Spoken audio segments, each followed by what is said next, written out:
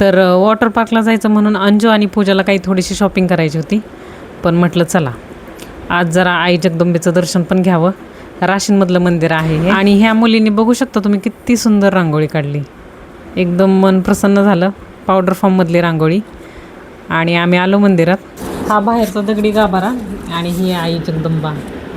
एकदम भारी मंदिर आहे, खूप छान सजावट केली जाते. दसऱ्याला इथं खूप मोठी यात्रा भरते आणि कुठल्याही मंदिरात आलं तरी क्षणभर विश्रांती गाभाऱ्यात झालीच पाहिजे असं माझं तरी मत आहे.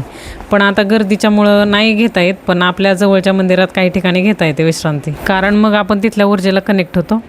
नंतर मग शॉपिंग करण्यासाठी आम्ही मुक्ताईमध्ये आलो, पण तिथं काही आम्हाला आवडलीच नाही, कुर्ती वगैरे काहीच नाही आवडलं. परत तिथून निघालो, थोडीशी आईस्क्रीम खाल्ली. मग आईस्क्रीम खाऊन आम्ही आशीर्वादमध्ये गेलो. तिथून या दोघींना 2 ड्रेस घेतले, जे की तुम्ही वॉटर पार्कमध्ये गेल्यानंतर बघतालच. तर मग भेटूया पुढच्या व्लॉगमध्ये. Thanks for watching.